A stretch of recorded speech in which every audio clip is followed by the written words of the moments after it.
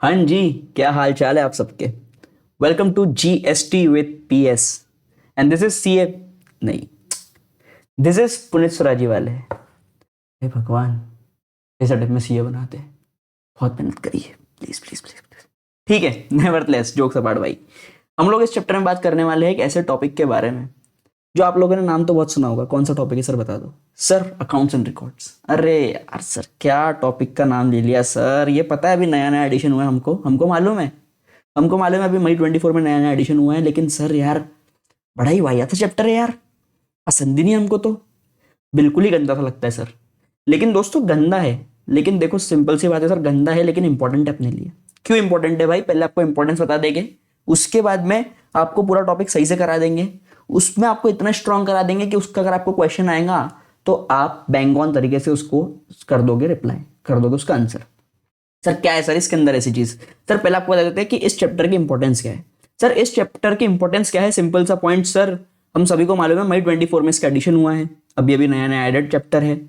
और ICI की है ना फितरत रही है कि जब जब भी कुछ नया नया आ जाए ना, उसको एक दो अटेम्प्ट में बच्चे को लगेगा अरे अब पूछेगा अब पूछेगा, तब रोक दो। फिर फट से एक थप्पड़ मारो आप बच्चे को कि देख इस अटेम्प्ट में पूछा है। तो भैया देखो इसका पास्ट क्या रहा है, हिस्ट्री क्या रही है आपके साथ में देखते हैं। अभी दो अटेम्प्ट बीत गए, मई का गया और सितंबर का गया। सर मई के अटेम्प्ट में आया ये चैप्टर 0 मार्क्स। हाँ 0 मार्क्स, तो पढ़ना क्यों है, छोड़ो यार, इतना इंपॉर्टेंट चैप्टर नहीं नहीं नहीं। सर इसकी पूरी कसर उतार दी ICI ने जब उन्होंने पूछा इस चैप्टर को सितंबर के अटेम्प्ट में 10 मार्क्स का। सर 10 मार्क्स का पूछ लिया है, समझ रहे हो, 10 मार्क्स का पूछ लिया है। इस अटेम्प्ट में क्या लगता है सर कितने मार्क्स का आएगा, इस अटेम्प्ट में मुझे लगता है मेरे भाइयों नहीं कुछ तो 5 मार्क्स का ICI पूछेगा। अब बच्चा क्या सोचेगा, पिछले अटेम्प्ट में 10 मार्क्स का आ गया, इस अटेम्प्ट में आएगा वापस से 0, फिर वापस से 10। बेटा अगर इतना प्रेडिक्टेबल ICI होता ना तो क्या ही बात थी। ठीक है, तो अब मैं जो 5 मार्क्स की बात कर रहा हूं ना सर, ये बात करता हूं मैं 35 मार्क्स में से, मतलब डिस्क्रिप्टिव में से। जो 15 मार्क है ना वो पूरे पूरे ICI के होते हैं, MCQ वाले। वहां ICI का मन करता है ना, ICI वो पूछता है, वहां कोई पास्ट ट्रेंड कुछ काम नहीं आता। ठीक है, तो हम बात कर रहे हैं सर इस 35 मार्क्स की। 35 मार्क्स में से 10 मार्क्स का आया है सर। और जब मैं बोलता हूँ 0 मार्क्स का, मैं बात कर रहा हूँ 35 मार्क्स की ही। तो हो सकता है कि भाई उस अटेम्प्ट में, इन दोनों भी अटेम्प्ट में हो सकता है कि MCQ में पूछ लिया हो, हमको इससे फर्क नहीं पड़ता। क्यों नहीं फर्क पड़ता, बिकॉज सर हमको तो ये डिस्क्रिप्टिव पे ध्यान देना है।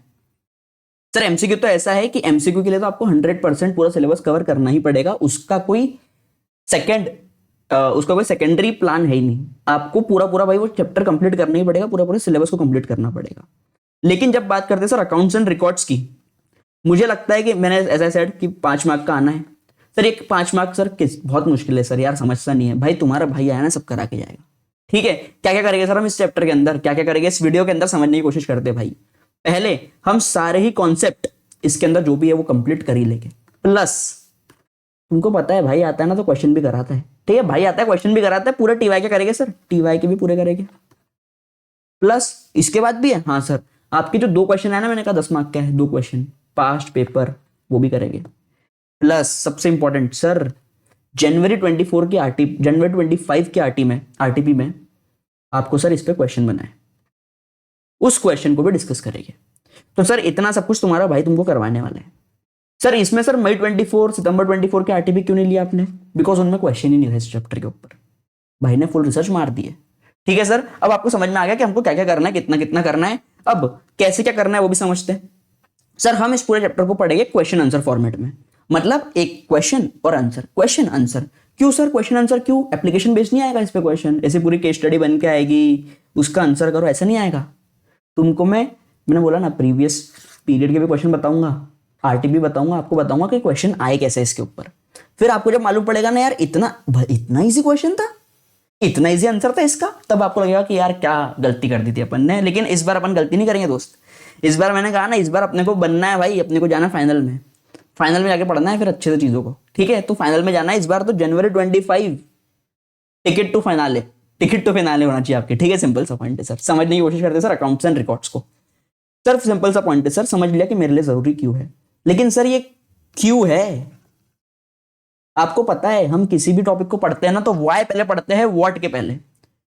अगर मुझे पता है ना कि उसकी कीमत कितनी है, उसकी इंपॉर्टेंस कितनी है, तो मैं जान ही लूंगा कि वो कैसी है। अरे मैं अकाउंट्स एंड रिकॉर्ड्स की बात कर रहा हूं, उसकी बात नहीं कर रहा। ठीक है, तो भैया मुझे पहले पता होना चाहिए ना कि इस अकाउंट्स एंड रिकॉर्ड्स की इंपॉर्टेंस क्या है। मेरे लिए इंपॉर्टेंस 5 मार्क की 7 मार्क की है, लेकिन सर वैसे जीएसटी डिपार्टमेंट को क्यों इंपॉर्टेंस थी इसकी? देखो सिंपल सा पॉइंट है, जीएसटी डिपार्टमेंट आपसे 10 चीजें करवाना चाहता है। क्या क्या करवाना चाहता है? वो चाहता है कि पहले आप सेल्स बताओ मुझे, फिर आप मुझे बताओ कि आपने क्या क्या चीजें परचेस करी, आपने क्या आरएम लिए, आपने क्या एफजी बनाए। क्यों? क्योंकि इस पे मैं देता हूं आपको आईटीसी, मतलब डिपार्टमेंट देता है आपको आईटीसी। फिर ये सेल्स होती है, इसके ऊपर टैक्स रेट लगता है, इससे बनती है टैक्सेबल सप्लाई, इस आईटीसी से अपन उसको एडजस्ट करते हैं और मुझे पता लगता है फाइनल फिगर। या तो फाइनल आईटीसी होगी बहुत सारी, या फिर मुझे फाइनल पेमेंट करना पड़ेगी। सिर्फ ये सारी चीजें मुझसे जीएसटी का डिपार्टमेंट चाहता है। लेकिन ये सारी चीजें मेरे पास अवेलेबल कब होगी? जब मैं इसके रिकॉर्ड्स मेंटेन करूंगा, राइट? जब मैं इसके रिकॉर्ड्स मेंटेन करूंगा, बिकॉज जीएसटी डिपार्टमेंट मुझसे क्या चीजें दो जनरली मांगता है सर, वो मुझसे हर साल हर महीने मांगता है सर GSTR1, जिसमें वो बोलता है कि सारे आउटवर्ड सप्लाईज की डिटेल दे, प्लस वो मुझसे कहता है GSTR3B, जिसमें वो बोलता है कि तू तेरी आउटवर्ड माइनस इनवर्ड बता और एक नेट फिगर दे दे, तेरा कितना क्या हिसाब बन रहा है। जीएसटी डिपार्टमेंट आप पे भरोसा कर रहा है।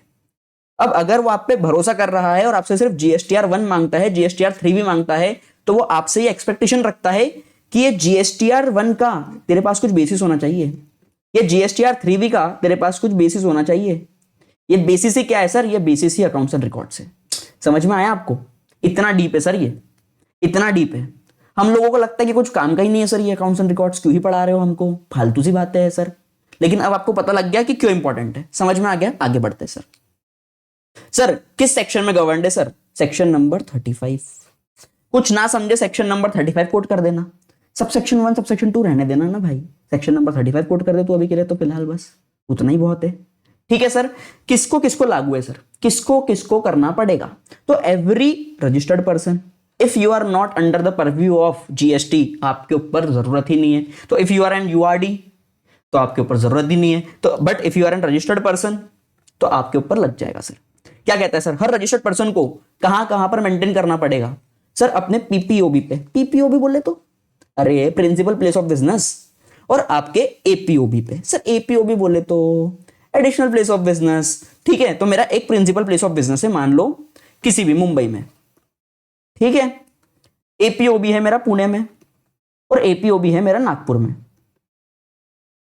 अब समझो, मैं जब पुणे में बात करूंगा ना, तो मुझे पुणे में सिर्फ पुणे की बुक्स मेंटेन करनी है, नागपुर में नागपुर की। लेकिन जब मैं मुंबई की बात करता हूं सर, तो मुंबई में मुझे M+P+N तीनों की बुक्स मेंटेन करनी पड़ेगी। मतलब मुंबई, पुणे, नागपुर तीनों की। सिंपल सा पॉइंट है सर, समझ में आ गया सर। इसके ऊपर क्या कोई क्वेश्चन है हमको? हाँ सर, सामने सामने हम क्वेश्चन भी देखेंगे। मैंने कहा ना, अपन बिना क्वेश्चन पढ़े कोई भी आगे बढ़ेगी ही नहीं सर। फटाफट से इस पर क्वेश्चन भी कर लेते। Question number 1 of the TY के कर लेते सर। किसको रिक्वायर्ड है? Who is required to maintain books of accounts at which place? किन किन प्लेसेस पे करना पड़ेगा? As per section 35। As I said sir, section 35 quote कर दो। Read with the relevant rules. क्या आपसे रूल्स मांगे? क्या किसी ने नहीं मांगे? ठीक है, आगे बढ़ते अपन। एवरी रजिस्टर्ड पर्सन, किसको करना पड़ेगा सर? रजिस्टर्ड पर्सन को ही करना पड़ेगा। क्या करना पड़ेगा सर? मेंटेन करना पड़ेगी बुक्स ऑफ अकाउंट्स। ठीक है, किन जगहों पर सर? पीपीओबी पे करना पड़ेगी, और books of accounts relating to APOB. मतलब आपको अपने पीपीओबी पर, जो पीपीओबी है वो तो रखनी पड़ेगी, plus relating to the APOB भी रखना पड़ेगी, as mention in the certificate of registration. जहां पर भी मेरे पास में एक से ज्यादा प्लेस ऑफ बिजनेसेस हो गए, ठीक है, मोर देन वन, जहां पर भी मेरे पास में प्लेस ऑफ बिजनेसेस हो गए, is specified in the certificate of registration the accounts and relating to each place of business shall be kept at such places of business. मतलब सर, नागपुर का नागपुर में, पुणे का पुणे में, लेकिन मुंबई में मुंबई, नागपुर, पुणे तीनों का। समझता है? इजी है, आगे बढ़े। Yes sir. सर इसमें एक पॉइंट जरूरी है सर। क्या पॉइंट है सर? अगर मुझे मतलब डिपार्टमेंट को, अगर डिपार्टमेंट को गुड्स मिले, कोई भी गुड्स मिले रिलेटेड पर्सन के प्रीमाइसेस पर, मतलब हमने तुम्हारे प्रीमाइसेस पर विजिट करी और हमको कुछ गुड्स मिले विच वर नॉट अकाउंटेड, तो मैं मान लूंगा कि वो आपके गुड्स है। मैं मान लूंगा कि वो आपके गुड्स है, ठीक है। तो ये जो गुड्स है विच वर नॉट रिकॉर्डेड, मैं मान लूंगा कि दिस आर योर गुड्स, ठीक है, ये आपकी बिलोंगिंग है। समझ में आया आपको? आगे बढ़े आते सर। ओके सर, आगे बढ़ते हैं। Okay sir.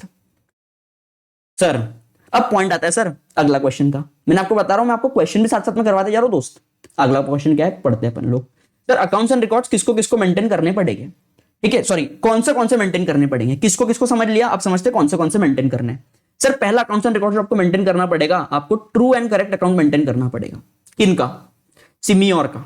सर सिमी और क्या है सर? अरे मेरे एक दोस्त है सिमी, मैं उसको प्यार से बोला था सिमी और बता कैसी है, सिमी और बता कैसी है। तो भाई सिमी और मतलब क्या है सर? सिमी और बता कैसी है। सिमी और का मतलब सर स्टॉक ऑफ गुड्स, मतलब मेरे पास में कौन से गुड्स है, आरएम है, एफजी है, क्या है क्या नहीं है, सब बताना पड़ेगा सर। स्टॉक ऑफ गुड्स, कितना इनवर्ड था, कितना आउटवर्ड था, कितना ओपनिंग था, कितना क्लोजिंग था, सब रखना पड़ेगा। Stock of goods.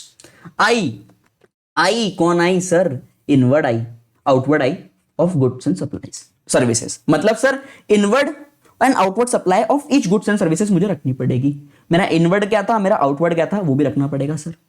एम बोले तो सर, एम बोले तो मैन्युफैक्चर ऑफ गुड्स, एम बोले तो मैन्युफैक्चर ऑफ गुड्स, एम बोले तो प्रोडक्शन ऑफ गुड्स, खत्म बात, ठीक है सर। सिमी हो गया सर, सिम हो गया अपना, ठीक है। सिम बोले तो, एस बोले तो स्टॉक ऑफ गुड्स, आई बोले तो inward and outward supply of goods and services, और साथ में एम बोले तो मैन्युफैक्चर ऑफ गुड्स। सर अगला आई बोले तो क्या? आईटीसी जो भी मैंने अवेल करी होगी, मतलब मैंने इनवर्ड सप्लाईज करी होगी, उसके ऊपर कुछ आईटीसी ली होगी, वो भी बताना पड़ेगा, ठीक है सर।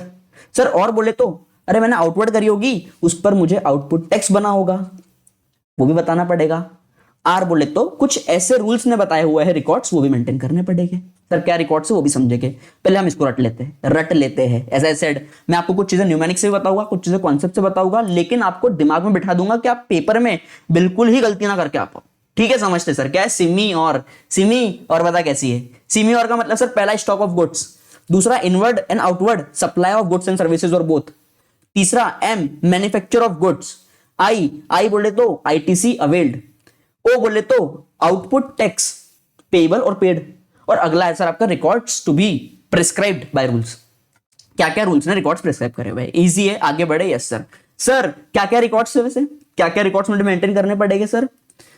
सर मुझे मेंटेन करने पड़ेंगे रसना एक्सपोर्ट, मुझे रसना एक्सपोर्ट करना पड़ेगा। मतलब कौन से रिकॉर्ड्स मेंटेन करने पड़ेंगे सर? रसना एक्सपोर्ट्स के। Sir what is Rasna exports? यार क्या पहले आपने सिमी और पूछा, अब ये रसना एक्सपोर्ट्स क्या है सर? रसना एक्सपोर्ट्स सर मुझे हर रिकॉर्ड मेंटेन करना पड़ेगा, every record to be maintain. किस चीज का? पहला reverse charge supplies along with the relevant documents, मतलब जितने भी मैं रिवर्स चार्ज सप्लाईज कर रहा हूं, फॉर एग्जांपल जीटीए सर्विसेज मैंने अवेल करी है, या कोई भी और टाइप का अगर मैंने कुछ भी क्या करा हुआ है भाई साहब, एडवोकेट सर्विसेज ली हुई है फॉर एग्जांपल, ठीक है, तो मुझे उनके सप्लाईज जो भी हुए हैं उनके रिलेवेंट डॉक्यूमेंटेशन के साथ में अपने पास में रिकॉर्ड रखना पड़ेगा। तो आर बोले तो रिवर्स चार्ज, ए बोले तो सर एड्रेसेस किसका sir? Addresses of the premises जहां पर गुड्स स्टोर करे हुए हैं सर।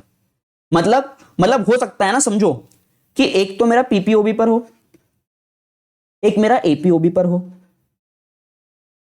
या मैंने किसी को जॉब वर्क के लिए दिया हो, मैंने किसी को जॉब वर्क के लिए अपने गुड्स भेजे हुए हैं, तो अभी तो उसके पास में मेरे गुड्स है, मेरे रिकॉर्ड्स में है, बट उसके पास में है, तो मुझे इसकी भी डिटेल्स रखना पड़ेगी, इसका भी एड्रेस अपने पास में रखना पड़ेगा।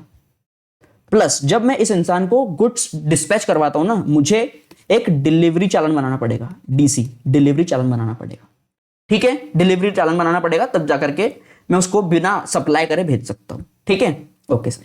अगला sir S, sir separate accounts for advances, जो भी एडवांसेस है उनके लेकर के मुझे क्या बनाने पड़ेंगे सर? सेपरेट अकाउंट्स बनाने पड़ेंगे, सेपरेट अकाउंट ऑफ एडवांसेस जो भी दिए होंगे सर। एन बोले तो ना, नेम्स एंड एड्रेस, क्या सर? ना, नेम्स एंड एड्रेस ना, किसके बनाऊंगा सर मैं? ना, मैं बनाऊंगा सर उन सभी सप्लायर्स के जिनसे कि मैं माल सामान लेता हूं, और उन सभी रेसिपिएंट के जिनको कि मैं माल सामान देता हूं। सिंपल सा पॉइंट है। ना बोले तो sir names and addresses of the suppliers of goods and services and recipient of goods and services, ठीक है सर। Okay sir. एक्सपोर्ट का मतलब सर, एक्सपोर्ट का मतलब गुड्स एंड सर्विसेज जो भी इंपोर्ट या एक्सपोर्ट हो रहे हैं उनकी भी डिटेल्स रखनी पड़ेगी। तो sir true and correct answer किसका रखना है सर? रसना एक्सपोर्ट का। रसना एक्सपोर्ट, रसना का मतलब सर रिवर्स चार्ज पहला, आर मतलब रिवर्स चार्ज सप्लाईज उनके रिलेटेड डॉक्यूमेंट्स, ए का मतलब sir addresses of the premises where the goods are stored, तीसरा एस का मतलब separate account of advances, separate account of advances. N A मतलब name and address, name and address किन किन का सर, सप्लायर का, रेसिपिएंट का, सप्लायर का, रेसिपिएंट का, और export and import of goods and services. खत्म। ठीक है सर, आगे बढ़े। ओके सर, तो सिंपल सा पॉइंट है सर, बेसिक डिटेल्स क्या क्या मेंटेन करनी पड़ेगी, सिम्योर मेंटेन करना पड़ेगा, आर में क्या आएगा सर, रसना एक्सपोर्ट। ओके सर, लेकिन सर लेकिन बात कर लेते हैं पहले अपन। लेकिन सर मैं कौन हूं सर, मैं तो सर कंपोजिशन वाला हूं, मैं तो सर कंपोजिशन वाला हूं। तो देखो कंपोजिशन वाले के केस में हमारे लिए इंपॉर्टेंट क्या होता है, क्या उसके गुड से फर्क पड़ता है मुझे, नहीं, मेरे लिए इंपॉर्टेंट है सर उसकी सेल्स, बिकॉज मैं on the percentage of turnover तेरे से कुछ पैसा चार्ज कर लूंगा, खत्म हो गई बात। तो गवर्नमेंट बोलते तो एक काम करते को हमने इजी वे आउट दे दिया हमने, देखो क्या है, what is easy way out. तो एक काम कर, तो इसमें से जो तेरा स्टॉक ऑफ गुड्स है ना, जो हमने बात करी थी एस, सिमी का एस, वो तो मत दे हमको। द अकाउंट्स ऑफ स्टॉक मत दे, जो भी देखो रिसीव हुए होगे या तूने सप्लाई करे होगे, उनका ओपनिंग बैलेंसेस भी नहीं चाहिए हमको, उनका रिसिप्ट भी नहीं चाहिए, सप्लाई भी नहीं चाहिए, गुड्स जो भी स्टोल हुए हैं, स्टोलन हुए हैं, लॉस्ट हुए वो भी नहीं चाहिए हमको, जो भी डिस्ट्रॉय हुए वो भी नहीं चाहिए, स्टॉक बैलेंस तेरे पास में कितना पड़ा है कुछ भी नहीं चाहिए, तूने जो फ्री सैंपल्स में दिया नहीं चाहिए, गिफ्ट दिया वो भी नहीं चाहिए। तो हमको स्टॉक ऑफ गुड्स हमको नहीं चाहिए, स्टॉक नहीं चाहिए। और क्या नहीं चाहिए सर, आउटवर्ड टैक्स पेबल, मतलब सर डिटेल्स ऑफ टैक्स, कितना पेबल है, कितना तूने कलेक्ट करा हुआ है, कितनी तूने आईटीसी क्लेम करी हुई है, कितना तूने क्रेडिट डेबिट नोट्स रखे हुए हैं, टैक्स इनवॉइसेस कितनी दी हुई है, डिलीवरी चालान जो भी तूने इशू करे होगे, वो जो बता रहा था डिलीवरी चालान, या तूने जो भी रिसीव हो इशू करे होगे या तेरे को मिले होगे ड्यूरिंग द पीरियड, कुछ भी हमको मत दे। तो ये दो चीजें तू मत दे हमको, चलेगा। क्या क्या नहीं देना सर, स्टॉक ऑफ गुड्स नहीं देना है और डिटेल्स ऑफ टैक्स नहीं देना है। पर इतना फालतू पॉइंट है यार, इस पे क्या बनेगा यार सर, इतने फालतू पॉइंट पे कुछ बनेगा क्या, बनेगा ना बाबू, बनेगा ना। क्वेश्चन नंबर 10 बनेगा sir. What is question number 10 sir, ये डराओ मत आप। क्वेश्चन नंबर 10 सर, आरटीपी जनवरी 2025, ठीक है सर, जैन 25 की आरटीपी में ये क्वेश्चन बना है। क्या है सर क्वेश्चन, कि कौन से रिकॉर्ड आपको मेंटेन नहीं करना पड़ते हैं कॉम्पोजिशन स्कीम वाले को। सर क्या आंसर आएगा, देखो आंसर के लिए अपन बात कर लेते हैं सर क्वेश्चन नंबर 2 की। Sir what is question number 2, sir question number 2 of the TY के, आपकी टीवाई के में क्वेश्चन नंबर 2 है सर, मिस्टर स्काई जो कि engage in the business of trading of mobiles, वो एलिजिबल है फॉर व्हाट, कॉम्पोजिशन स्कीम, उसने ऑप्ट करा हुआ है उसके लिए, पूछ रहा है अपने से एडवाइस लेना चाह रहा है किस बारे में सर, कि मुझे क्या क्या गुड्स मेंटेन करना, सॉरी क्या क्या रिकॉर्ड्स मेंटेन करना नहीं पड़ेगा। तो क्या रिकॉर्ड्स मेंटेन नहीं करना है सर, दो रिकॉर्ड्स मेंटेन नहीं करना है उस इंसान को, पहला एक है स्टॉक ऑफ गुड्स, दूसरा है डिटेल्स ऑफ टैक्स। इतना सा आंसर लिखना है आपको, ये रट लेना है अपने को और इतना फेंक के आ जाना है। दो चीजें sir, stock of goods and details of tax. क्या दिमाग में रखना, सोचो स्टॉक ऑफ गुड्स, तुम बाहर का पॉइंट दिमाग में रख लो, स्टॉक ऑफ गुड्स, स्टॉक को लेके क्या क्या पॉइंट आ सकते हैं सोच लो दिमाग में, वो लिख के आ जाना। क्या क्या पॉइंट आ सकते हैं सर, ओपनिंग कितनी है, क्लोजिंग कितनी है, कितने लाया, कितने दिया, कितने सप्लाई करे, ठीक है, उनको लेकर के मैंने कितने फ्री सैंपल्स दिए, कितने गिफ्ट आउट कर दिए, कितने डिस्ट्रॉय हो गए, कितने स्टोलन हो गए, सब कुछ यहां पर आ जाएगा। कितने मैंने राइट ऑफ कर दिया, स्टॉक को डिस्पोज ऑफ कर दिया, ठीक है। उसके अलावा डिटेल्स ऑफ टैक्स में क्या आएगा सर, मेरे क्या क्या अकाउंट्स है relating to what what what what what, कितना मैंने टैक्स कलेक्ट करा, कितना मैं टैक्स पे करने वाला हूं, कितना मैं टैक्स पे कर चुका हूं, कलेक्टेड, पेड, पेबल। फिर आईटीसी कितनी क्लेम करी है सर, इनपुट टैक्स कितनी क्लेम करी हुई है, आईटीसी कितनी अवेलेबल है। फिर sir registration of the tax invoices, credit note, debit note, अरे ये तो मेरे चैप्टर का नाम आ गया सर, है ना, ये तो मेरे चैप्टर के नाम कर, अब तो मैं चैप्टर के नाम लिख रहा हूँ सिर्फ और सिर्फ। एक में आ गया सर पेमेंट ऑफ टैक्स, एक में आ गया सर मेरा tax invoice, credit note, debit note, एक में आ गया सर मेरा आईटीसी। समझ रहे हो, ये चीजें लिख कर आनी है बस भाई, इतना लिख कर आने के 5 माह के पूरे पूरे क्यों छोड़ रहा है, जरा से छोड़ने का मतलब है क्या इसको, नहीं है बिल्कुल, 1% भी मतलब नहीं है सर इसको छोड़ने का। सर एक पॉइंट हमने यहाँ पे छोड़ा था, वो पॉइंट समझ लेते हैं क्या पॉइंट था सर। सर वो पॉइंट ये कहता है कि अगर मैंने जो आपको पॉइंट बोला था पहले, कि अगर मेरे पास में किसी का भी गुड्स मिला तो मान लिया जाएगा कि वो मेरा गुड्स है। अब यहां पर उल्टा पॉइंट है पूरा पूरा सर, अगर गुड्स रखा हुआ है अदर देन डिक्लेयर्ड लोकेशन पर, मतलब मैंने अपना गुड्स एक ऐसी प्रीमाइसेस में रखा हुआ है which does not belong to me, यहां पर मेरा गुड्स पड़ा हुआ है, यहां पर मेरा गुड्स पड़ा हुआ है विच बिलोंग्स टू पुनित, ठीक है सर, वो पुनित को बिलोंग करता है, वो यहां पर पड़ा हुआ है किसी और के प्रीमाइसेस में, तो मान लिया जाएगा कि पुनित ने ये गुड्स बेचे हुए हैं तीसरे बंदे को। अगर मैं बेचता हूं तो मुझे उस पर टैक्स पे करना पड़ता है, यस पुनित को उस पर टैक्स पे करना पड़ेगा, प्लस हो सकता है कि हम पेनल्टी भी लगा दें आप पे, ठीक है सर, हम आप पे पेनल्टी भी लगा देंगे। इतना खतरनाक पॉइंट है सर, समझ में आया आपको? 2 पॉइंट है। पहला, अगर मेरे पास में किसी और के गुड्स है तो वो मान लिया जाएगा मेरे गुड्स है, अगर किसी और के पास में मेरे गुड्स है तो वो मान लिया जाएगा कि मैंने उसको बेच दिए, मैंने सप्लाई कर दिया। तो हम हमारे हिसाब से रेट निकाल लेंगे, हम ये मान लेंगे कि तूने उसको बेचा है, ये तेरे गुड्स है, तूने उसको बेचा है, तूने कहीं पर हमको बताया नहीं था कि तेरा एपीओबी है, हम मान लेंगे कि तूने उसको बेच दिया और तू अब उस पर हमको टैक्स पे कर, बात खत्म। आगे बढ़े? यस सर, आगे बढ़ते हैं सर। अगला पॉइंट सर, अब बात करता है ऐसे कुछ रिकॉर्ड्स की जो मुझे पता है कि मुझे, अगर मैं एक एजेंट हूं तो एडिशनली बनाने पड़ेंगे। तो जो हमने सिम्योर करा था, तो सिम्योर तो है ही, रसना एक्सपोर्ट तो है ही, उसके अलावा अगर आप एक एजेंट हो तो आपको एडिशनल रिकॉर्ड्स भी मेंटेन करने हैं। अब सर ये जो 4-5 पॉइंट है ना आगे के, ये आपको समझना है कि आप खुद वो इंसान हो, मतलब आप खुद एक एजेंट हो। तो सोचो कि आप क्या क्या चीजें दिमाग में रखोगे, क्या क्या चीजें ध्यान में रखोगे, फटाफट निपटेगा सर ये पॉइंट। सिंपल सा पॉइंट है, आप अगर एजेंट हो, मान लो पार्ले जी के, पार्ले जी के अगर आप एजेंट हो तो सबसे पहले आप क्या रखोगे सर? ऑथराइजेशन लेटर उस पार्ले जी कंपनी का कि भाई ऑथोराइज करो कि मैं आपका ऑफिशियल डीलर हूं। तो ऑथराइजेशन रखोगे। ईच प्रिंसिपल का सर, ईच प्रिंसिपल का मतलब क्या हुआ? मान लो I am not just the agent of Parle G but I am also the agent of Britannia, I am also the agent of Marico. ठीक है, मैं इनका भी हूं सर, मैं पतंजलि का भी हूं। ठीक है सर, मैं पतंजलि का भी हूं, मैं पार्ले जी का भी हूं, मैं ब्रिटानिया का भी हूं, मैं मारिको का भी हूं। ठीक है सर, अब समझते बन। तो मेरे पास में हर उस प्रिंसिपल का ऑथराइजेशन लेटर होना चाहिए जिससे मैं अपनी अथॉरिटी प्रूव कर सकूं कि यार I am working as his legal agent, है ना, मैं इसके बिहाफ पे goods and services receive and supply कर सकता हूं। अब समझो, अगर मैं उसके बदले पर कोई गुड्स एंड सर्विसेज को रिसीव एंड सप्लाई कर सकता हूं तो मुझे उन गुड्स एंड सर्विसेज के जो मैं रिसीव और सप्लाई कर रहा हूं उनके पर्टिकुलर्स भी तो रखने पड़ेंगे अपने पास। Sir what does this particular means? DVQ. अरे तूने डीवीक्यू, तूने डीवीक्यू, डीवीक्यू का मतलब क्या है सर? डी का मतलब डिस्क्रिप्शन, वैल्यू, क्वांटिटी। डीवीक्यू, मुझे उस हर गुड्स का डिस्क्रिप्शन रखना पड़ेगा अपने पास, उस हर गुड्स की वैल्यू रखनी पड़ेगी अपने पास, उस हर गुड्स की क्वांटिटी रखनी पड़ेगी, कितनी क्वांटिटी में मेरे पास में अवेलेबल है वो गुड्स।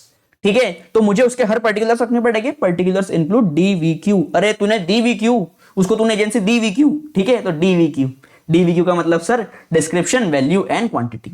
सिंपल सा पॉइंट है। Of all the goods and services received and supplied on behalf of every principal. Every बोले तो सर पार्ले जी भी आ गया, ब्रिटानिया भी आ गया, मारिको भी आ गया और पतंजलि भी आ गया। अगला पॉइंट पढ़ लेते सर। अगला पॉइंट है sir, details of accounts furnish to every principal. मतलब मैं एक अकाउंट्स फर्निश करता हूं कि मेरे पास में आपका कितना लेना देना बाकी है, वो अकाउंट्स भी मुझे मेंटेन करने पड़ेंगे। ठीक है, कितना लेना है कितना देना है वो अकाउंट्स में मुझे अपने पास में मेंटेन करके रखना पड़ेगा। और साथ ही साथ में मैंने कितना टैक्स पे करा हुआ है on all the receipt and supply of goods and services on behalf of the every principal. तो मुझे 4 चीजें करनी पड़ेगी मेंटेन। पहला है सर ऑथराइजेशन, दूसरा है सर डीवीक्यू, डीवीक्यू के बेसिस पे बनेंगे मेरे क्या बनेगा सर? अकाउंट्स। और चौथा, अकाउंट्स के बेसिस पे पे करूंगा मैं टैक्स पेड। बस ये 4 पॉइंट है सर। इस 4 पॉइंट के लिखने के आपको पता है कितने मार्क्स मिल रहे थे पेपर में? कहां गया अपना वो वाला क्वेश्चन, कहां गया भाई? एक क्वेश्चन था आपका बहुत जोरदार सा, यहां पर है वो क्वेश्चन। आई नो कहां पर है, नहीं दिख रहा वो क्वेश्चन हमको। अरे ये रहा ना सर, हम भी क्या अंधे हो रखे हैं भाई, हम चश्मा लगा के भी अंधे हो रखे। ये देखो क्वेश्चन 5 मार्क का आपकी किताब में आया था सर, आपकी किताब में नहीं आया था, पेपर में आया था। कब? सितंबर में 24 में, 5 मार्क का। क्या क्वेश्चन है सर? कमिश्नर ने नोटिफाई करे हुए कुछ स्पेशल स्पेसिफाइड पर्संस को कि वो एडिशनल रिकॉर्ड्स मेंटेन करे रूल नंबर 56 के हिसाब से। ठीक है, किसके लिए बात करनी है सर हमको? एजेंट के लिए। तो list out the additional documents. तो क्या है सर? वही ऑथोराइजेशन मेंटेन करेगा, फिर ऑथोराइजेशन करेगा, उसके बाद में वो डीवीक्यू करेगा, उसके बाद में वो अकाउंट्स मेंटेन करेगा, उसके बाद में क्या उसने टैक्स पे करा है वो मेंटेन करेगा। बस ये 4 चीजें लिखने के 5 मार्क थे आपके पास, कुछ भी नहीं करना था, सिर्फ सेक्शन कोड करके आ जाते 35। बस इतने से के 5 मार्क मिल रहे थे यार।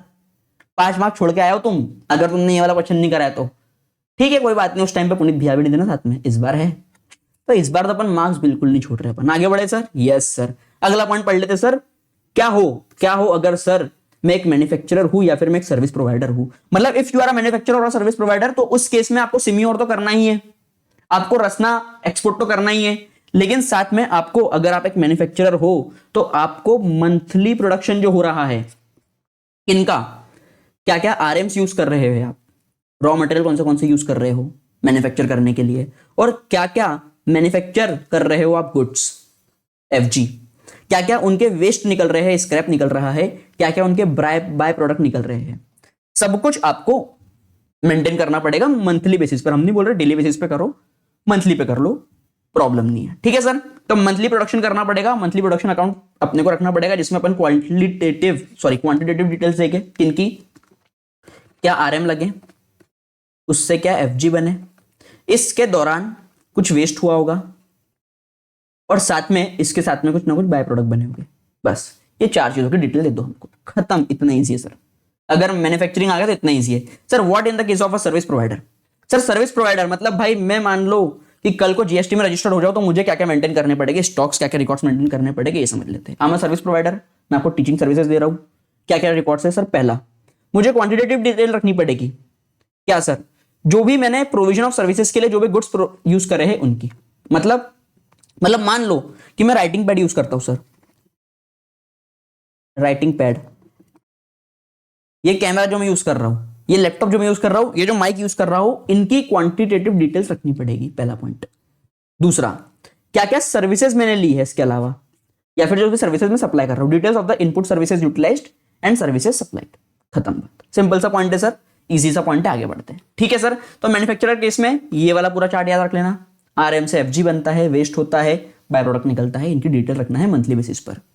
सर्विस प्रोवाइडर के केस में सर्विसेज जो ली, सर्विसेज जो दी, और जो गुड्स आपने लिए फॉर सप्लाइंग दो सर्विसेज। खत्म बात, आगे बढ़े sir, yes sir, easy point.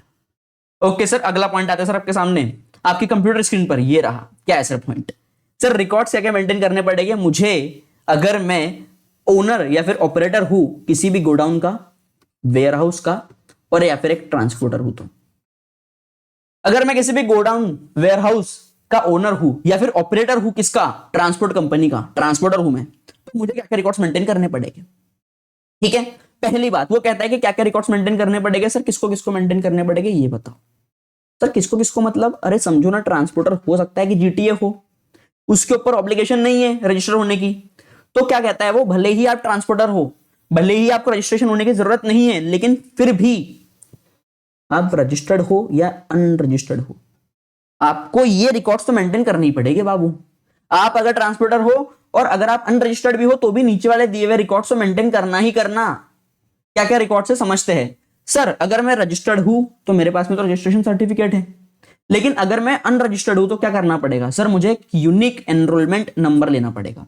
क्या लेना पड़ेगा, यूनिक एनरोलमेंट नंबर लेना पड़ेगा। ठीक है, यूइन लेना पड़ेगा, यूईएन। ठीक है, यूनिक एनरोलमेंट नंबर लेना पड़ेगा। आगे बढ़ते सर, सर क्या रिकॉर्ड्स मेंटेन करने पड़ेंगे ये समझते हैं फटाफट से। पहला सर, रिकॉर्ड्स किसी भी कंसाइनर का, कंसाइनी का, मतलब मेरे कौन कंसाइनर है, कहां से माल जा रहा है, कंसाइनर, कहां पर जा रहा है, कंसाइनी, साथ ही साथ में क्या माल जा रहा है, क्या गुड्स जा रहे हैं, उनकी डिटेल्स भी रखनी पड़ेगी। ठीक है सर, किन किन 3 चीजों की सर, कंसाइनर, कंसाइनी, और साथ ही साथ में क्या क्या गुड्स जा रहे हैं। ठीक है सर, सिंपल सा पॉइंट है। अब if I am a transporter, तो मुझे किन किन चीजों का स्पेसिफिक रिकॉर्ड रखना पड़ेगा। पहला, गुड्स जो भी ट्रांसपोर्ट करेगा, डिलीवर करेगा, गुड्स जो कि मैं ट्रांसपोर्ट कर चुका हूं, डिलीवर कर चुका हूं, उनका रिकॉर्ड रखना पड़ेगा। मेरे पास में स्टोर कौन से करे हुए हैं गुड्स, उनका रिकॉर्ड रखना पड़ेगा। तो जो भी ट्रांजिट में है उनका भी, जो स्टोर में है उनका भी। साथ ही साथ में sir GST of the registered consignor है, कंसाइनी, अगर आप रजिस्टर्ड कंसाइनर कंसाइनी से डील कर रहे हो तो उनके जीएसटी रखने पड़ेगे अपने पास, जीएसटी नंबर रखने पड़ेगे अपने पास में, for each of his branches, सारी ही अपनी ब्रांचेस के लिए। सिंपल सी बात है, ऑफ हिज ब्रांचेस। ठीक है, सिंपल सा पॉइंट है, मतलब उसकी ब्रांचेस के लिए। समझ में आया आपको। तो सिंपल सा पॉइंट क्या क्या है सर, मुझे गुड्स में जो भी मैं ट्रांसपोर्ट कर चुका हूं, डिलीवर कर चुका हूं, जो भी अभी ट्रांसिट में है वो भी आ जाएंगे। तो ट्रांसपोर्टेड और डिलीवर्ड वो तो आई गई, जो अभी ट्रांजिट में है वो भी आ जाएंगे। साथ ही साथ में मुझे जीएसटी रखना पड़ेगा। किनका सर? कंजाइनर का भी, ईआर का भी और ईई का भी। ठीक है सर, कंजाइनर का भी, कंजाइनी का भी। आगे बढ़ जाते सर। ओके सर, अब बात करता है सर वो किस चीज की? अब बात करता है वो मेरे सामने, अरे यार, अब बात करता है सर वो मेरे सामने किस चीज की? अगर if I am a owner और ऑपरेटर ऑफ अ गोडाउन और warehouse, if I am a owner और ऑपरेटर ऑफ अ गोडाउन और वेयर हाउस, तो मुझे क्या बुक्स ऑफ अकाउंट्स मेंटेन करनी पड़ेगी? देखो यहां पर उसने क्या बोला? रिकॉर्ड्स बोला सर। क्यों? हो सकता है कि आप अनरजिस्टर्ड भी हो, बट यहां पर तो कोई ऐसा सीन नहीं आता ना। तो यहां पर उसने क्या बोला? बाबू आपको तो बुक्स ऑफ अकाउंट्स मेंटेन करनी पड़ेगी। क्या क्या मेंटेन करोगे सर? पहला, for the period for which particular goods remain in the warehouse, आपको बुक्स ऑफ अकाउंट्स मेंटेन करनी पड़ेगी। आपके वेयर हाउस में कुछ गुड्स रखे हुए थे, इन गुड्स की कितने पर्टिकुलर डेज के लिए रखे हुए थे, जिस पीरियड के लिए रखे हुए थे, उस पूरे पीरियड का आपके पास में ब्यारा होना चाहिए कि वो इतना टाइम, इस दिन मेरे पास में आया, इस दिन इसकी इनवर्ड एंट्री हुई, इस दिन इसकी आउटवर्ड एंट्री हुई। अच्छा सर, क्या क्या रखना पड़ेगा? सर आपको हर चीज रखना पड़ेगी कि कितनी क्वांटिटी, आपको पूरा डीवीक्यू रखना पड़ेगा। बेसिकली क्या डिस्क्रिप्शन था, क्या वैल्यू थी उनकी, और क्या क्वांटिटी थी, आपको पूरा डीवीक्यू रखना पड़ेगा। सर पर्टिकुलर्स की बात कर दी थी ना, इंक्लूडिंग द पर्टिकुलर्स, पर्टिकुलर्स बोल रहे डीवीक्यू। क्या क्या रखना पड़ेगा सर? किन किन चीजों का? जो भी मैंने डिस्पैच कर दी है, जिनका मूवमेंट हो रहा है, जिनका रिसिप्ट आया था, या जिनको डिस्पोज ऑफ कर दिया ऑफ सच गुड्स। सिंपल सा पॉइंट है। आगे बढ़े सर। अगर आप वेयर हाउस ओनर्स हैं तो आपको दो चीजों का ध्यान रखना है। पहला, ऐसे जो मेरे पास में रहे हैं गुड्स, उन सबका मेरे को पर्टिकुलर्स रखने पड़ेंगे। पर्टिकुलर का मतलब क्या हुआ सर? जहां पर भी पर्टिकुलर की बात आई वहां पर डीवीक्यू की बात आ रही है। Description, value and quantity, particulars रखने पड़ेंगे। आगे बढ़े। Yes sir. इसको लेकर के क्या कोई क्वेश्चन है हमारे पास में? आई फील कि इसको लेकर के हमारे पास में क्वेश्चन है। Yes sir. चिल चेन क्या है sir? Chill chain, chill chain cold operating cold storage है, कोल्ड स्टोरेज वेयर हाउस है। अपनी गाइडेंस चाह रहा है, और तुम्हारी गाइडेंस चाह रहा है भाई। वो किस मामले में चाह रहा है? वो तुम्हारी गाइडेंस कि मेरे को आप बताओ कि क्या रिकॉर्ड्स मुझे मेंटेन करने पड़ेंगे in the terms of section 35।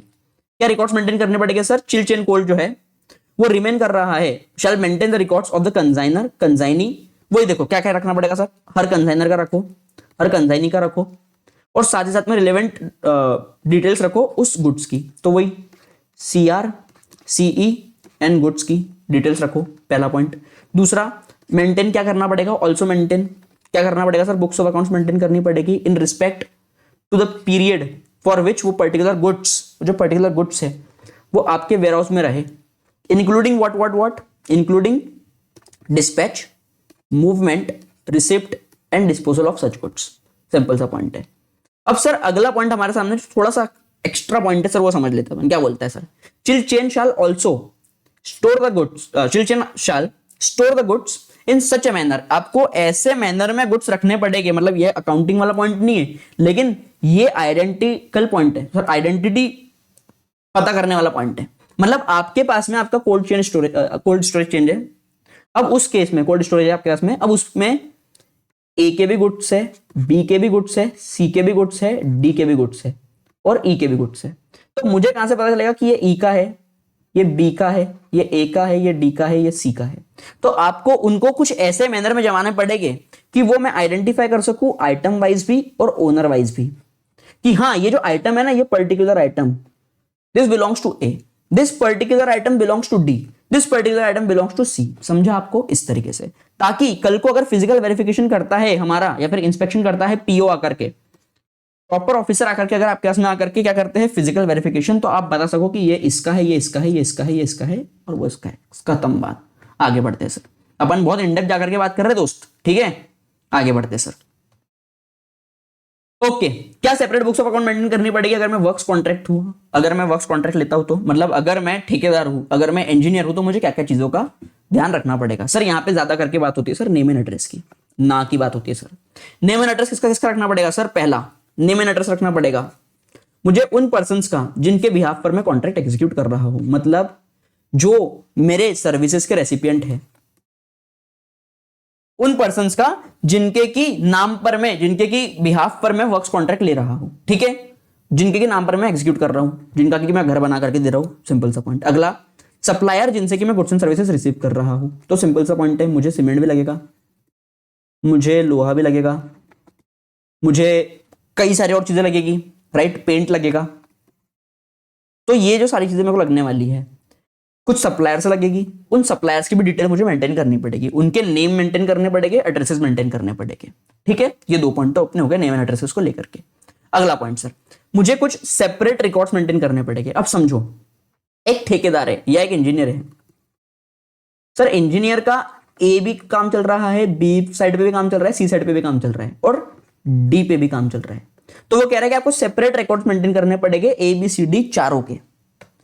क्या रिकॉर्ड्स हो गए सर? डीवीक्यू, यहां पे भी आ गई तुम्हारी दीदी डीवीक्यू, भाई तूने डीवीक्यू है ना, तूने उसको कॉन्ट्रैक्ट डीवीक्यू, तो डीवीक्यू आपको मेंटेन करना पड़ेगा। सारे ही गुड्स एंड सर्विसेज जो आपको रिसीव हुए और आपने यूटिलाइज करे, यूटिलाइज का मतलब जो भी आपने यूज करे, तो मेरे को रिसीव हुए उनका अलग से मेंटेन करना पड़ेगा, उसमें से मैंने कितने यूटिलाइज करे तो मेरे को कितने रिसीव हुए उसका अलग से मेंटेन करना पड़ेगा, कितने यूटिलाइज करे उसका भी अलग से मेंटेन करना पड़ेगा। तो ये आपके 2 पॉइंट बन गए एक्चुअल में। पहला पॉइंट क्या sir? DVQ of the goods and services received in the execution of the works contract. दूसरा, DVQ of the goods and services utilised in the execution of the work contract. Okay sir. अगला, साथ ही साथ में आपको रखना पड़ेगा sir क्या क्या मुझे डिटेल्स ऑफ पेमेंट आ रही है, मुझे क्या क्या पेमेंट्स मिल रही है, किससे? उनसे जिनके बिहाफ में कि मैं कॉन्ट्रैक्ट एग्जीक्यूट कर रहा हूं। सर इस पर भी क्वेश्चन है, हाँ इस पे आंसर देखो कितना इजी है, ये देखो आपके सामने आ गया question, is engage in the works contract services. Guidance चाहते हैं आपसे, अब देखो कितना इजी है सर ये। मुझे क्या क्या देना है सर? पहला, मुझे नेम एंड एड्रेसेस देना है उनका जिनके बिहाफ पर कि मैं कॉन्ट्रैक्ट एग्जीक्यूट कर रहा हूं। मुझे नेम एंड एड्रेसेस देना है उन सप्लायर्स का जिनसे कि मैं गुड्स एंड सर्विसेज रिसीव करता हूं। अब अगर मुझे किसी से गुड्स एंड सर्विसेज रिसीव हो रही है तो मुझे सेपरेट अकाउंट मेंटेन करना पड़ेगा, किन चीजों का? ऑफ द डीवीक्यू, जहां पर भी एप्लीकेबल होगा where applicable, of the goods and services received for the execution of the works contract. फिर DVQ of goods and services utilised in the execution of the works contract. 4 point हो गए। 5वां point क्या है? जो भी मुझे पेमेंट मिली है, payment received in respect of each work contract. इतना इजी पॉइंट है सर, 5 पॉइंटर्स का है, आंसर बस खत्म। अब आपको एक धक्का दूं, झटका दूं, इजी लगा ये? इजी था ना, बहुत इजी था। 5 पॉइंट आराम से निकले, 2 तो ना के थे, 2 पॉइंट ना के थे, 2 पॉइंट थे आपके डीवीक्यू के और 1 पॉइंट था आपका पेमेंट का। ठीक है, अब आपको बताता हूं मैं। भैया इस पर 5 मार्क का क्वेश्चन बना था आपको। ठीक है sir, list of the details to be maintained, किसको? वर्क्स कॉन्ट्रैक्ट एग्जीक्यूट करने वाले इंसान को। यही 5 पॉइंट लिखकर आने थे, 5 मार्क जेब में थे भाई। 2 ना के थे, 2 डीवीक्यू के थे, 1 पेमेंट का था, बस 5 मार्क जेब में थे आपके। ठीक है, आगे बढ़ते, चलो कोई बात नहीं, अब समझ में आ गया ना, अब कर लेंगे हम तो आराम से सर। अब हमारे पास में ज्यादा बड़ा चैप्टर बाकी नहीं है सर। सर क्या पॉइंट बोलता है सर, क्या क्या मुझे अकाउंट्स एंड रिकॉर्ड्स मेंटेन करने पड़ेंगे, किस तरीके से मेंटेन करने पड़ेंगे। मैंने किसको करने पड़ेंगे वो देख लिया, किस फॉर्मेट में करने पड़ेंगे, सॉरी कितने क्या क्या मेंटेन करने पड़ेंगे वो देख लिया, एडिशनल वाले केसेस देख लिए। अब मैं बात कर रहा हूं सर किसको मेंटेन करने पड़ेंगे। सर किसको मेंटेन करने पड़ेंगे, उसके लिए ये है सर पॉइंट अगला। पहली बात, क्या मैं डिजिटल फॉर्मेट में ही मेंटेन कर सकता हूं या किसी और फॉर्मेट में भी मेंटेन कर सकता हूं? सर स्पेसिफिकली लिखा गया है सर, आपको इलेक्ट्रॉनिक फॉर्मेट में ही मेंटेन करना पड़ेगा। किस फॉर्मेट में सर? इलेक्ट्रॉनिक फॉर्म में ही मेंटेन करना पड़ेगा। तो रिकॉर्ड्स आपको इलेक्ट्रॉनिक फॉर्म में ही मेंटेन करना पड़ेंगे और ऐसे मेंटेन करो कि उन पर डीएससी भी लग जाए, आपकी डिजिटल सिग्नेचर हो उसके ऊपर कि आप उसको ऑथराइज कर रहे हो सर। ठीक है, विद डीएससी रखना चाहिए। दूसरा सर, प्रॉपर इलेक्ट्रॉनिक बैकअप रखो उनका, मतलब ऐसा होना चाहिए कि आपके पास में प्रिजर्व्ड रहे, आपके पास में वो प्रिजर्व्ड रहे, तो उनका प्रॉपर आपके पास में क्या होना चाहिए सर? बैकअप होना चाहिए। तीसरा क्या है सर? तीसरा पॉइंट है सर रिकॉर्ड जब भी हम मांगे, record need to be produced. Need to be produce मतलब कौन मांगेगा आपसे? डिपार्टमेंट मांगेगा। तो डिपार्टमेंट आपसे जब जब रिकॉर्ड्स मांगेगा तब तब आपको प्रोड्यूस करके देना पड़ेगा डिपार्टमेंट को वो रिकॉर्ड्स ऑन डिमांड। और आपको उसकी हार्ड कॉपी भी हम मांग सकते हैं, आपको हम उससे किसी और इलेक्ट्रॉनिकली रीडेबल फॉर्मेट पे भी मांग सकते हैं। हम बोलेंगे कि तुमको पीडीएफ में दे दो, देना पड़ेगा। हम बोलेंगे कि हमको पूरी फाइल शेयर कर दो, देना पड़ेगी, फाइल की फाइल देनी पड़ेगी। अगला point sir, details of files, जो भी हमको फाइल्स लगेगी वो भी देनी पड़ेगी। देनी पड़ेगी का मतलब क्या है? मेंटेन करनी पड़ेगी। ठीक है, फाइल्स मेंटेन करनी पड़ेगी, उनके पासवर्ड्स हमको देने पड़ेंगे, एक्सप्लेनेशन देने पड़ेंगे किसी भी कोड्स के, मतलब अगर आपने कोई चीज को लेकर कोई कोड बना के रखा हुआ है तो वो हम आपसे पूछ सकते हैं कि ये कोड क्यों बनाया है, बताओ। एक्सप्लेनेशन देना पड़ेंगे कोड्स का जो भी आप बना रहे हो। अगला, और any other information required for access. Sir quotes का मतलब क्या हुआ? देखो कई बार क्या होता है ना, कई लोग क्या करते हैं, जो डेटर्स होते हैं ना, डेटर्स के अलग अलग नाम रख देते हैं, ठीक है, अलग अलग वेरियस नाम से डेटर्स की ग्रुपिंग कर देते हैं, ठीक है, मतलब वो एरिया वाइज कर देते हैं भाई, कि फॉर एग्जाम्पल भाई गांधीनगर, ठीक है, या नेहरू वार्ड, ऐसा कुछ भी नाम से, ठीक है। तो ऐसे नाम से अगर उन्होंने बांट दिए कोड, तो हम ये जो आपने कोड्स बांटे हुए ना, ये भी हम पूछ सकते हैं कि क्या है इसका मतलब, ठीक है। तो आपको सबका रिकॉर्ड मेंटेन करना पड़ेगा। 4 चीजें आ गई सर इसके अंदर, क्या क्या पॉइंट है सर? इलेक्ट्रॉनिक फॉर्मेट में होना चाहिए, बैकअप होना चाहिए, हम जब जब मांगेंगे तब तब आपको देना पड़ेगा, हार्ड कॉपी मांग सकते हैं, इलेक्ट्रॉनिकली रेडिबल फॉर्मेट में भी मांग सकते हैं, और चौथा पॉइंट सर उनके कोड्स वो सब कुछ आपको रेडी रखने पड़ेंगे। सिंपल सा पॉइंट है। क्या सर इस पे भी क्वेश्चन है? जी हाँ, बिना क्वेश्चन के तुम्हारा भाई कभी कुछ नहीं करवाता रे भाई, फटाफट से देख लेते क्वेश्चन क्या बोलते हैं सर। सर क्वेश्चन बहुत सिंपल सी बात करता है हमारे सामने, क्या क्या मुझे रिकॉर्ड्स मेंटेन करने पड़ेंगे मैंडेटरीली। क्या बोल रहा है सुनो, mister X is of the view that the records are to be mandatorily maintained manually. Manually maintain करने पड़ते हैं भाई, एक्स तो अलग ही बातें कर रहा, एक्स तो मेरी एक्स की तरह बातें कर रहे हैं आप, ठीक है।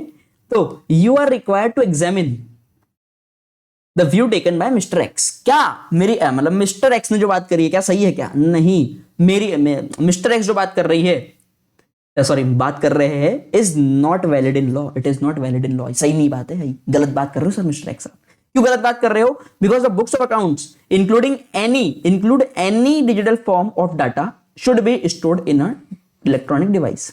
एक रजिस्टर्ड पर्सन को अपने बुक्स को, सच अकाउंट्स को कीप एंड मेंटेन करना पड़ता है, एंड अदर पर्टिकुलर्स मतलब books of accounts plus other particulars मतलब अदर डॉक्यूमेंटेशंस को आपको मेंटेन करना पड़ेगा इन एन इलेक्ट्रॉनिक फॉर्म, किसी भी इलेक्ट्रॉनिक डिवाइसेस के अंदर। ऐसे मेंटेन करना पड़ेगा कि उसके ऊपर आप ऑथेंटिकेट कर सको विद द डीएससी का थप्पा मार दो उसके ऊपर। प्लस एक रजिस्टर्ड पर्सन है जो कि मेंटेन कर रहा है इलेक्ट्रॉनिक फॉर्म के अंदर उन चीजों को, उसको प्रोड्यूस करना पड़ेगा ऑन डिमांड। क्या चीज सर? ये जो आपने मेंटेन करा हुआ है ना, इसको आपको इन रिकॉर्ड्स को, इन डॉक्यूमेंट्स को जब जब हम बोलेंगे तब तब प्रोड्यूस कर देना पड़ेगा। It should be authenticated by him via a DSC. In hard copy भी मांग सकते हैं हम आपसे, हम उसकी पीडीएफ भी मांग सकते हैं, या फिर हम उससे आपकी पूरी पूरी फाइल मांग सकते हैं। तो इधर इन हार्ड कॉपी और इलेक्ट्रॉनिकली रीडेबल फॉर्मेट, ठीक है, इलेक्ट्रॉनिकली में रीड कर सको ऐसे फॉर्मेट में आपसे मांग सकता हूं। अगला, where the accounts and records are stored electronically. अगर मैं अकाउंट्स एंड रिकॉर्ड्स को स्टोर कर रहा हूं इलेक्ट्रॉनिकली तो क्या करना पड़ेगा सर? बाय रजिस्टर्ड पर्सन ही शाल ऑन डिमांड, अब जब भी डिमांड करा जाएगा उस समय पर आपको सारी उसकी डिटेल्स देनी पड़ेगी, फाइल्स की, सारे पासवर्ड देने पड़ेंगे ऑफ सच फाइल्स, और एक्सप्लेनेशन देना पड़ेगा कोई भी अगर आपने कोड्स यूज करा हुआ है उन सब का, ठीक है। फिर where necessary for the access and other information which are required for such access along with sample copy in the print format of the information stored in such files. तो आपको एक सैंपल कॉपी भी देनी पड़ेगी print format के अंदर, ठीक है। ये बेसिक बातें करनी पड़ेगी आपको जब आपके ऊपर ऐसे क्वेश्चन आएगा। तो 4 ही मेन पॉइंट को आपको डिस्कस करना पड़ेगा इस केस में। क्या क्या पॉइंट है सर वो? मैंने जैसे आपको इलेक्ट्रॉनिक फॉर्मेट, बैकअप जब भी आपसे मांगा जाता है आपको देना पड़ेगा, साथ साथ आपको फाइल देनी पड़ेगी, पासवर्ड देने पड़ेंगे, एक्सप्लेन करने पड़ेंगे कोड्स, खत्म बात। सर आप कोई भी, अब ये बहुत बेसिक पॉइंट है, हो सकता है आपको 2 मार्क के अंदर आ जाए, बट आपको इसको किसी के भी आंसर में रेलेवेंस नहीं आएगा। क्या पॉइंट है सर? कोई आपको कोई भी एंट्री नहीं करना है, कोई भी एंट्री आप इरेज नहीं कर सकते, ओवरराइट नहीं कर सकते, करते हैं बट ठीक है लिखा हुआ है। अगला, इनकरेक्ट एंट्रीज, अगर कोई भी बड़ी other than the clerical entry है वो अगर इनकरेक्ट है तो उस केस में आप उसको वापस करोगे सही विथ अंडर अटेस्टेशन ओनली, मतलब आप बड़ी अथॉरिटी से ही ये चेंजेस करवाओ, छोटा मोटा इंसान नहीं कर सकता भैया, अटेस्टेशन लगेगा उस केस में। तीसरा, इन केस अगर आप इलेक्ट्रॉनिक रिकॉर्ड्स मेंटेन कर रहे हो तो अ लॉग ऑफ एवरी, मतलब आपको बेसिकली लॉग मेंटेन करना पड़ेगा। क्या मेंटेन करने पड़ेगे? लॉग मेंटेन करने पड़ेंगे, ठीक है, डिटेल्स मेंटेन करनी पड़ेंगे, कुछ भी चेंजेस हुआ, ऑल्टरेशन हुआ है तो वो लॉग में दिख जाना चाहिए, किसने करा है क्या नहीं करा है, ठीक है। साथ ही साथ में जो बुक्स ऑफ अकाउंट्स होना चाहिए maintain manually, be serially numbered. अगर आप मेंटेन कर रहे हो उसको मैनुअली तो उसको सीरियली नंबर्ड होना चाहिए, वो सही साथ तरीके से नंबरिंग होनी चाहिए उसके ऊपर। और बुक्स ऑफ अकाउंट्स जब जब मांगी जाएगी तब तब आपको देनी पड़ेगी, ठीक है सर। अगला सर इंपॉर्टेंट पॉइंट है सर, क्या है sir? Failure to maintain the books of accounts. मैं फेल हो गया सर, मैं मेंटेन ही नहीं कर पाया बुक्स ऑफ अकाउंट्स, तो क्या होगा sir? If I am not able to maintain the books of accounts, तो सिंपल सा पॉइंट है, मेरे गुड्स दिख रहे हैं कुछ मेरे फैक्ट्री में कुछ गुड्स एंड सर्विसेज दिख रहे हैं, which have not been accounted for, they are the unaccounted goods and services में बोल सकता हूं, these are the unaccounted goods services तो होगी, हो भी सकती है ना, ठीक है। तो unaccounted goods और services अगर है तो मैं मान लूंगा कि आपने उसको सप्लाई किया हुआ है, ठीक है। As if the same have been supplied by a person, by such person, PO shall determine the tax payable on the unaccounted goods and services as if कि आपने उनको सप्लाई करा हुआ है सही नॉर्मल तरीके से, और उसके ऊपर मैं आपके ऊपर क्या बना सकता हूं, फिर टैक्स बना सकता हूं। तो ये जो आपके अनअकाउंटेड है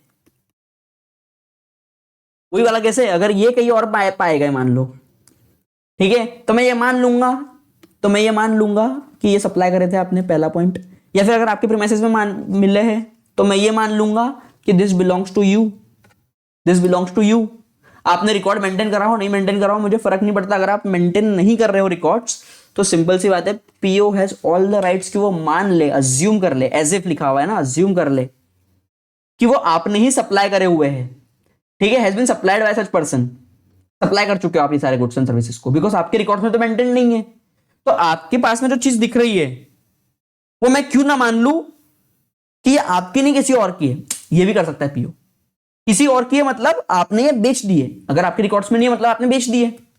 अब आपने बेच दी है इसका मतलब तो ये हो गया कि भैया इसके ऊपर क्या बनेगा, टैक्स भी बनेगा, सब कुछ बनेगा। अब अगर टैक्स तो बनेगा ही बनेगा, टैक्स तो लेंगे आपसे, लेकिन हो सकता है कि आपके ऊपर सेक्शन 73-74 भी लग जाए, दैट इज आपके ऊपर सर लाइबिलिटी बन जाए, सर टैक्स लाइबिलिटी बन जाए, प्लस पेनल्टी भी लग जाए आपके ऊपर।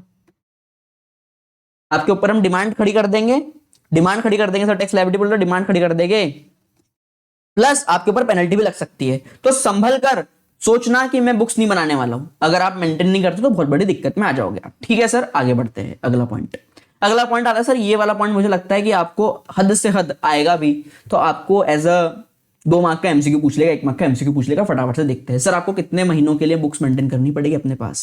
सर 6 साल मत बोलना आज के बाद कभी भी, 6 साल मत बोलना सर, 72 मंथ्स बोलना, 72 months from the due date of furnishing of the annual return for the year pertaining to the accountant record. मतलब क्या है सर इसका, सर मान लिया सर, क्या मानना था सर, मान लो कि मेरा ये साल चल रहा है 23-24, हम सबको पता है कि 23-24 एंड हुआ था 31 मार्च 2024 को, और उसका DDAR that is due date of annual return है 31/12/2024। 31/12/2024 है आपका due date of annual return, ठीक है।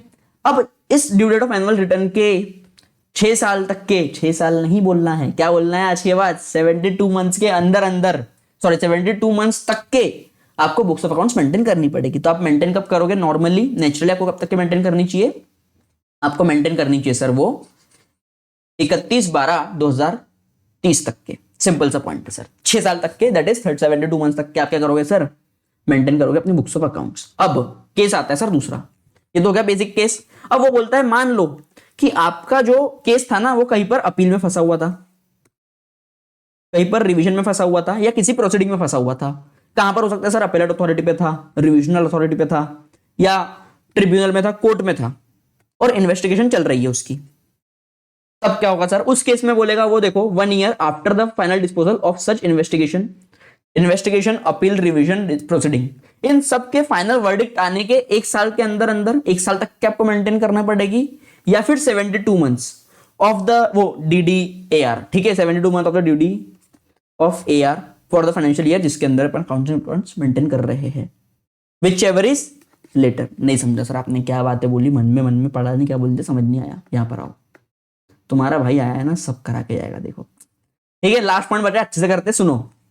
मान लो कि मेरा जो फाइनल डिस्पोजल हुआ है, 2 के सिनेरियो सर, फाइनल डिस्पोजल हुआ मेरा 31/12/2027 को, मैंने कहा 31/12/2027 से 1 साल देख कितना होता है सर, 31/12/2028 होता है, और DDAR के 72 months, 31/12/2030, 31/12/2030 whichever is later. तो इस केस में मेरा आंसर क्या होगा बाबू, इस केस में मेरा आंसर होगा ये, मेरे को 31/12/2030 तक के मेंटेन करनी पड़ेगी। लेकिन केस नंबर 2 क्या बोलता है, केस नंबर 2 सर, अगर 31/10/2030 को आया रिजल्ट, फाइनल वर्डिक्ट आया 31/10/2030 को, और 1 साल तक के मुझे मेंटेन करना है, उसके फाइनल वर्डिक्ट के 1 साल तक के मुझे मेंटेन करना है।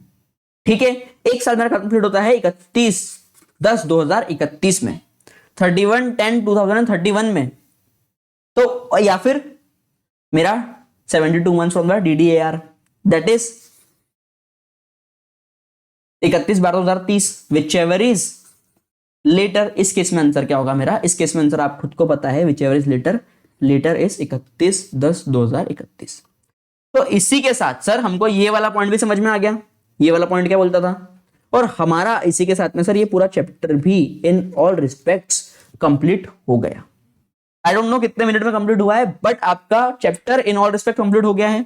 हमने सारे क्वेश्चंस डिस्कस कर लिए, आरटीपी के भी मैंने आपको बता दिया कौन सा क्वेश्चन आया आरटीपी के अंदर अभी रिसेंट में, प्लस मैंने आपको जो 2 क्वेश्चन आपको लास्ट अटेम्प्ट में आए थे 10 मार्क के वो भी बता दिए, प्लस आपको 5 क्वेश्चन एक्स्ट्रा करवा दिए हैं टीवाईके के। इसके अलावा मेरे हिसाब से कुछ नहीं आना सर, इसके बाहर कुछ भी नहीं आएगा, इतना कर लो। इसके बाद में कुछ देखना भी मत, देखना भी मत। एक बार बस जाने से पहले, पेपर देने से पहले ना ये जो नोट, ये वीडियोस को देख लेना वापस से, या तो ये वीडियो को वापस से देख लो या फिर बढ़िया तरीके से खुद ही रिवाइज कर लो।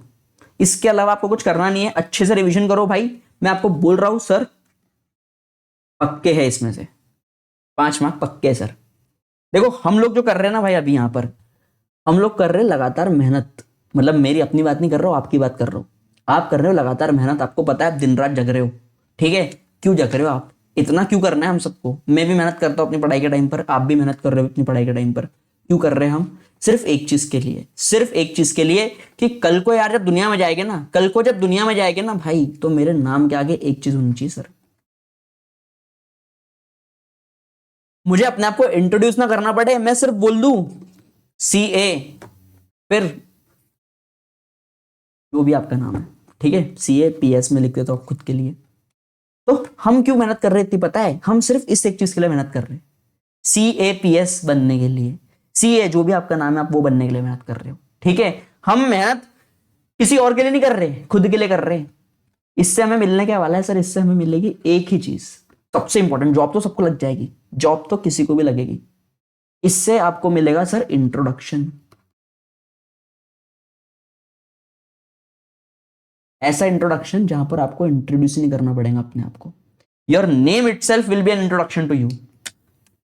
मतलब आप कहीं पर जाओगे, भीड़ में खड़े होगे, सिर्फ बोलोगे भाई दिस इज पुनीत सुराजी वाले, this is CA Puneet Suraji वाले। फर्क पड़ रहा है? नाम सुनते से ही मेरे सुन रहे हो, फर्क पड़ रहा है? तो खुद का जब सुन रहे नाम तो कितना फर्क पड़ेगा। जहां पर अभी अपना टेबल है ना, मेरे जो टेबल है, मेरे टेबल के सामने मैंने लिखा हुआ है CA पुनीत सुराजी वाले, अपना भी लिखो CA जो भी अपना नाम है उसके आगे। वो ऐसा मोटिवेशन देता है ना भाई, जब भी मुझे डाउन फील होता है मैं वहां देख लेता हूँ, खत्म बात, मुझे फिर और कुछ सोचना ही नहीं है। मुझे पता है मैं क्यों कर रहा हूँ काम जो कर रहा हूँ। मैं अगर यहां पर बैठा हूँ आप लोगों को पढ़ा रहा हूँ, या मैं जब खुद भी पढ़ रहा होता हूँ, मुझे पता है मैं क्यों पढ़ रहा हूँ, मुझे पता है मैं क्यों कर रहा हूँ सब कुछ। आपको भी तो पता होना चाहिए आप क्यों कर रहे हो। The reason is not anything else, it is just this one thing. ये 2 शब्द जो पूरे उल्टे हैं, पता नहीं भाई CA पहले लिखा है A बाद में लिखा है, लेकिन यार ये 2 शब्द ना कई डिग्रियों के परे है, समझ रहे हो तुम? It is an introduction itself. तो बस भाई इस नाम के लिए अपन मेहनत कर रहे हैं, है ना, ये याद रखना। मेहनत तगड़ी करो भाई, हमको किसी को चैलेंज नहीं कर रहा, हमको CA की डिग्री चाहिए, हमको इस अटेम्प्ट में निकलना है। We want to be a CA finalist. हमारे लिंक्डइन प्रोफाइल में बहुत टाइम हो गया भाई CA एस्पिरेंट लिखे हुए, अब उसको हटा करके CA फाइनलिस्ट लिखना है, ठीक है। तो अच्छे से आप लोग पढ़ाई करो भाई, अच्छे से मन लगा के पढ़ो, बिल्कुल भी ज्यादा दिमाग मत लगाओ बाकी चीजों के ऊपर। बाकी चीजें अभी 1 महीना बाकी रह गया, दिमाग से निकाल लो। तुम्हारा भाई वैसे अभी ला रहा है तुम्हारे लिए एक वीडियो एक और, सर क्या 30 days revision planner. Yes sir, 30 days revision planner लेकर के आ रहा हूँ आप लोगों के लिए। अगर आप G1 वाले हो, ग्रुप 1 वाले हो, ग्रुप 2 वाले हो, बोथ ग्रुप वाले हो, कैसे क्या पढ़ना है, कैसे क्या 2 रिवीजन निकाल सकते हो, पूरा बताएगा तुम्हारा भाई, ठीक है। तो चलो तब तक के लिए भाई अभी तो जाना पड़ेगा तुम्हारे भाई को, बाकी दूसरी वीडियो भी रिकॉर्ड करनी है। चलिए, तो थैंक यू सो मच, आप लोगों ने वीडियो पूरी एंड तक के देखी। अगर तो कुछ नहीं करना है भाई, इसके बाद में इसी वीडियो के बाद में बस एक बार वापस से नोट्स फर्रे घुमा लो, क्वेश्चंस वापस से देख लो भाई। मैं बता रहा हूँ ये इंपॉर्टेंट चैप्टर है, 5 मार्क का आने वाला तुम्हारे सिलेबस में, मत करो हरकतें, ठीक है। So thank you so much, this is Puneet Suraji वाले साइनिंग आउट, थैंक यू।